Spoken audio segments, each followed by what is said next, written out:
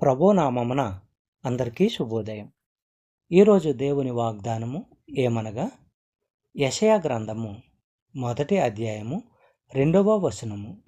యెహోవా మాట్లాడుచున్నాడు, ఆకాశమా ఆలకించుము, భూమి చెవియొగ్గుము.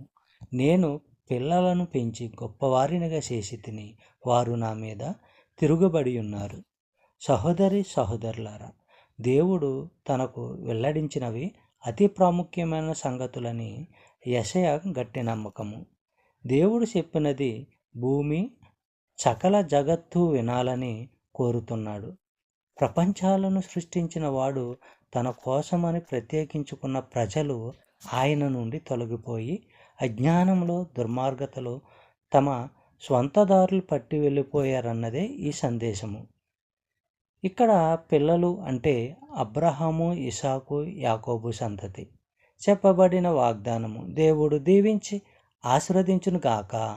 ఆమేన్.